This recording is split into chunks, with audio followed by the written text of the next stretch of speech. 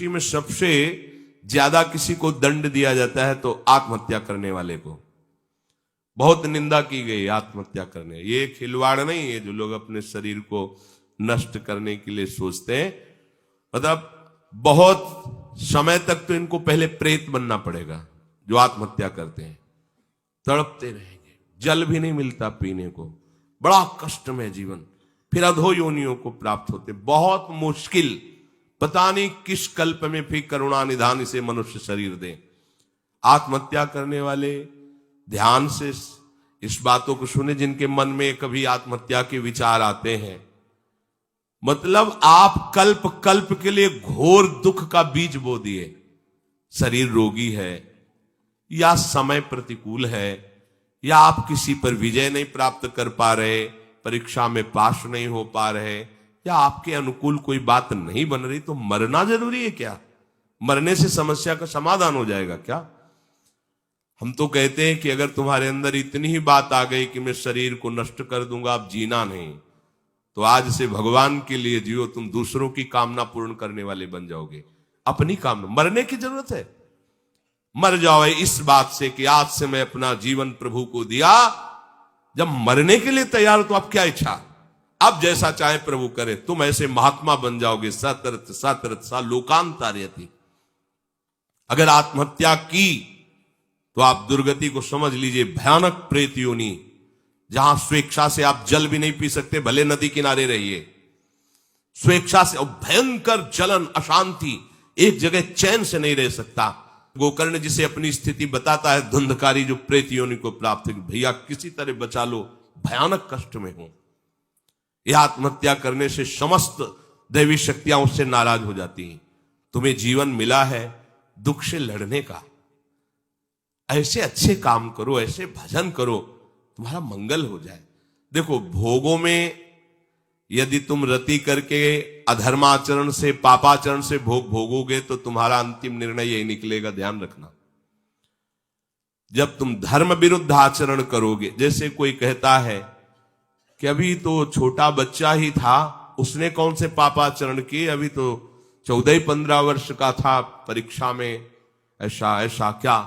तो भैया, एक जन्म का हिसाब नहीं चल रहा है, बहुत जन्मों का हिसाब चल रहा है।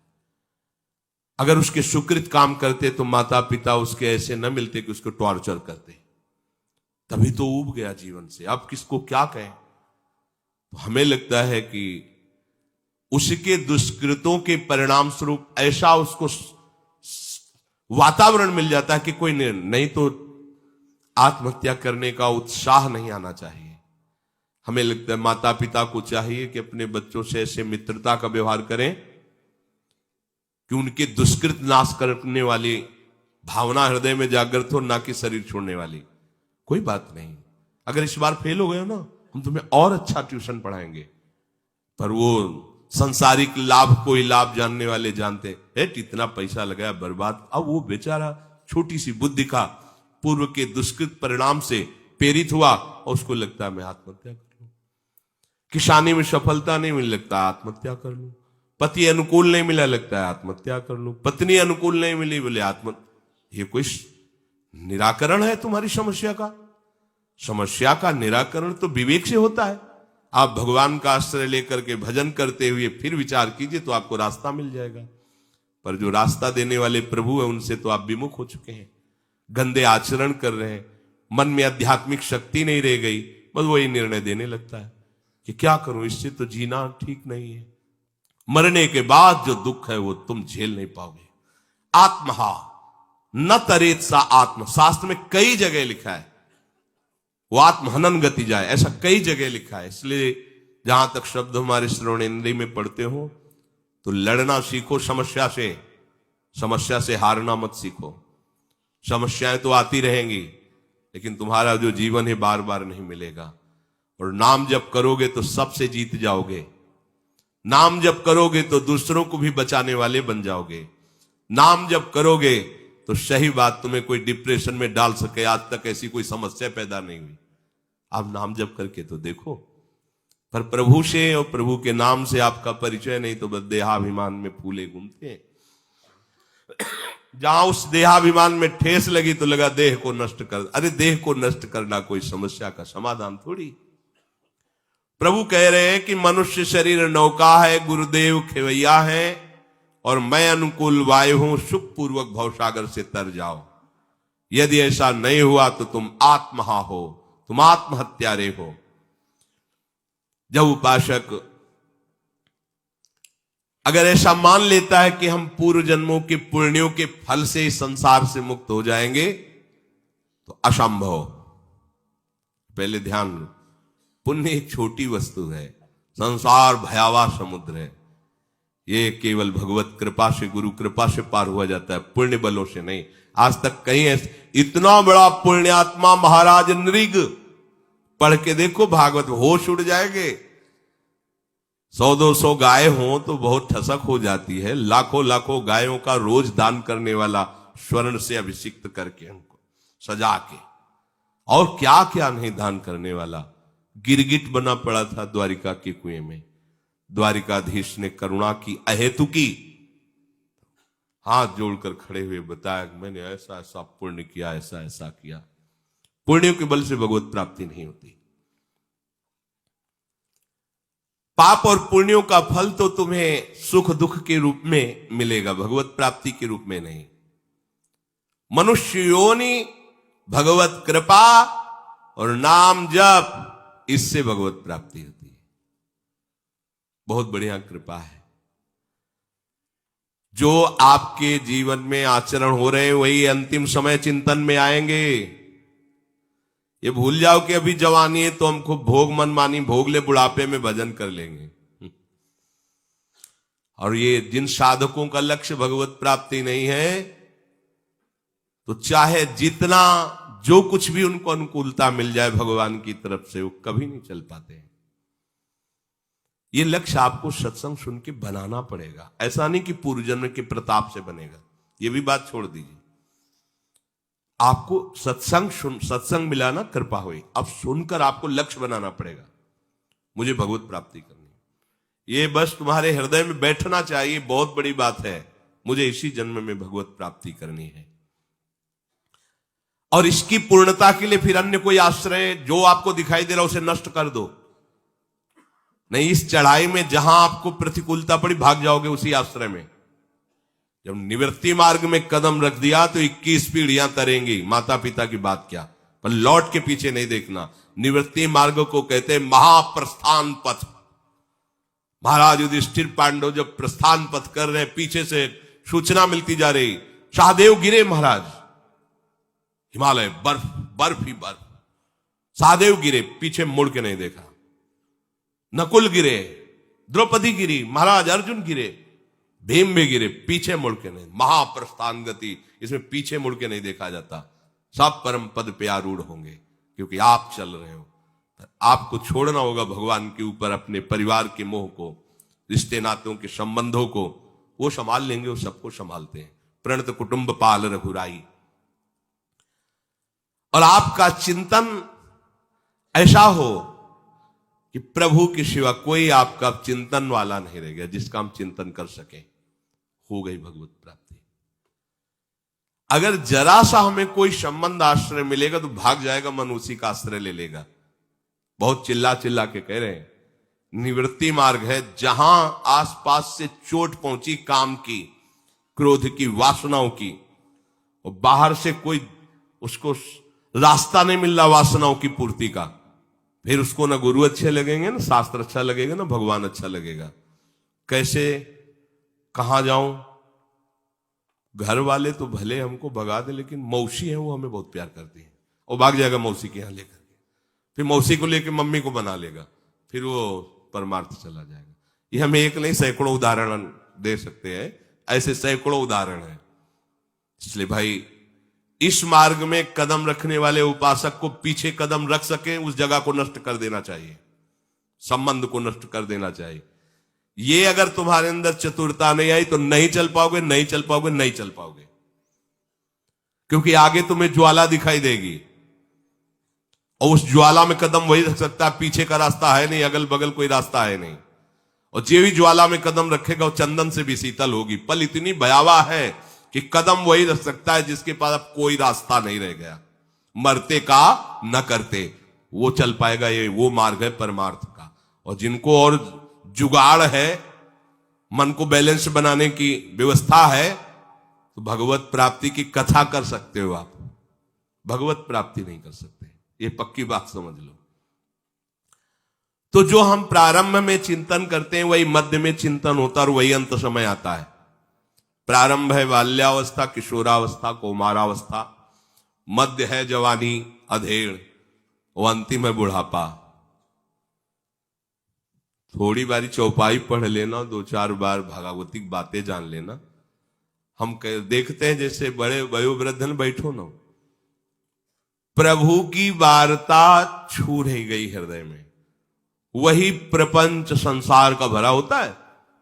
वो एक थे, उन्होंने ऐसा किया, फिर हमने ऐसा किया, फिर हमने, ना वो रह गया है ना कुछ उसका कोई नामो निशान रह गया, पर उसकी बातें उनके हृदय में रह गई। एक बार जीवन में ऐसी समस्या आई, फिर हमने सोचा ऐसा करना, हमने सोचा, हमने कहीं भगवान नहीं, कहीं प्रभु की महिमा नहीं, वही संसार के व्यक्ति, वही संसार के, क्योंकि उनकी मशीन में वही भरा है। अब बोलेंगे तो क्या बोलेंगे। भगवत कृपा से जीव भगवत चिंतन कर पाता है। अगर कौमारावस्था में भजन का भाव नहीं बना तो जवानी में कैसे बन जाएगा। अगर कौमारावस्था और जवानी विषयों में गई तो बुढ़ापा भजन कर लोगे, भूल जाओ, माला हाथ में रहेगा, केवल प्रपंच चिंतन होगा, रामकृष्ण हरि बोलने की इच्छा नहीं होगी। ये भूल जाना कि बुढ़ापे में भजन कर, लोग नहीं कहते हैं भजन करने की अवस्था है अभी, अभी नरक भोगने की अवस्था है, भजन की थोड़ी। सलाह देने वाले ऐसे, ये तिलक लगा, कंठी, कंठी तो विधवा बांधती हैं, सुहागवती कंठी। ये लो, श्री कृष्ण के नाम पे, अविनाशी दूल्हा के नाम पे कंठी बांधना निषेध। कंठी, कंठी का माथे पे तिलक, गले में कंठी, ये तो विधवा करती हैं, विधवा। ये है शिक्षा लोक की। तुम नाम, गोपाल शास्त्र नाम पढ़, तुम ठाकुर सेवा, अरे भाई ये कहां करने को कहा, सुहागवती को ये नहीं नहीं नहीं नहीं। ऐसे उपदेश होते कि हंसी आती है, संसार का ऐसा उपदेश करता है। ये जवानी है ना, भगवान ने जवानी दी है भोगने के लिए। हाँ, जवानी दी, बुढ़ापा दिया है कर्मों के भोग के लिए, खखारो और थूको और नरक का चिंतन करो। कहां वृत्ति है। देखो गोपीजन घर गृहस्थी के कार्य करते हुए कृष्ण चरणारविंद का चिंतन, एक एक वृत्ति चिंतन, तो परमहंसों ने प्रणाम किया। आप चाहे बाल्यावस्था को, चाहे यौवन अवस्था के हो, चाहे वृद्धावस्था के हो, आप प्रभु के लाडिले हो, प्रभु की प्राप्ति के लिए मनुष्य जन्म मिला है, आप नाम जप करो। मनसा वचसा दृष्टया गृहतेन्यैरपीन्द्रियैः अहमेव न मत्तोन्यदिति बुद्धध्व मंजसा। मन से, वाणी से, दृष्टि से केवल भजन के कार्य करो। ये संसार भी भगवान का है, इसलिए इसमें जो कार्य करते हो भगवत अर्पित करो। बड़ा सहज स्वरूप भगवत प्राप्ति है। एकादश स्कंद में 9 योगेश्वरों ने वर्णन किया कि शरीर से, मन से, वाणी से, अहंकार से, अनेक जन्मों की आदतों से, संगवश जो भी हो रहा है आपसे, वो सब परम पुरुष प्रभु को समर्पित कर दो। ये सीधा भागवत धर्म है। हर मिनट का कार्य आपको प्रभु के दरबार में हाजिरी देनी। आधा घंटा करो, मन से प्रभु को अर्पित करो। भले वो हल जोत रहे हो, व्यापार कर रहे हो, पोछा लगा रहे हो, कोई कार्य, शरीर से, मन से, वाणी से, इंद्रियों से, चेष्टा से जो हो रहा है भगवत प्राप्ति के लिए तुम्हें सहज उपाय, उसे प्रभु को अर्पित कर दो। और नाम जितना जप सकते हो नाम जपो। नाम उच्चारण करने में क्या जाता है, राधा राधा राधा, पोछा लगा रहे, जो सोनी लगा रहे राधा, फावड़ा चला है राधा राधा, जो भी, उसका फल ये होगा कि मुझसे भिन्न कुछ नहीं है, ये आप जान जाओगे। सब कुछ भगवान को अर्पित। देखो ये अग्नि में सामर्थ्य किसी और में से नहीं। चंदन डालो तो अग्नि में, विष्ठा डालो तो अग्नि में। तुम्हारे सारे शुभ अशुभ कर्मों को भगवत स्वरूप बनाने की सामर्थ्य एकमात्र समर्पण में है। प्रभु को समर्पित होकर कर्म करो, प्रभु के लिए कर्म करो, या कर्म करके प्रभु को समर्पित, बड़ी सुविधा है। बस बीच बीच में भगवत स्मरण करते रहो, हर कर्म को प्रभु को समर्पित करते रहो। इसका प्रभाव यह होगा कि जो दुष्कर्म है वो तुमसे होने ही नहीं लगेंगे। प्रभु की ऐसी कृपा होगी कि हृदय जलने लगेगा, ऐसी जलन होगी कि आपसे गलत काम होंगे ही नहीं। फिर धीरे धीरे कर्ता भाव में भी जलन होने लगेगी, कर्ता भाव भी चला जाएगा। फिर वहीं पहुंच गए जहां पहुंचना था, वासुदेवाश्रम, अभिन्नता आ जाएगी। किसी को एक जगह भी अपनी प्रिय वस्तु मिल जाए तो इतनी प्रसन्नता होती है कि उस प्रियता में भर करके सब जगह डोलता रहता है। भाव ये कि जिस दिन कहीं एक जगह आपका भगवत भाव बन गया, गुरु में, शास्त्र में, धाम में, आचार्य में, नाम में, रूप में, लीला में, सेवा में, किसी एक जगह आपका पक्का भाव बन जाए, मतलब एक ही जगह हो जाए, गुरु साक्षात पर ब्रह्म, अब इनके वचन के अनुसार सब जगह आपको वही अनुभूति हो जाएगी, क्योंकि चराचर में गुरु ही विराजमान है। एक जगह, अब तो नाम ही हमारे लिए सब कुछ, नाम पकड़ लिया, जो गुरु जी ने नाम दिया वो नाम, किसी एक जगह पकड़ लो। या हमारी दुर्दशा है, हम एक जगह नहीं। एक महात्मा कह रहे थे, संसार में एक ही जगह ऐसी है जहां डांट खा करके भी प्रसन्नता होती हो, गुरुदेव। कौन तुम्हें डांटेगा? ऐसे तो लाज जूता झगड़ा झंझट संसार में बहुत हो रहे अपने स्वार्थ के लिए, लेकिन तुम्हें भगवत प्राप्ति हो जाए इसके लिए कौन तुम्हें डांटेगा?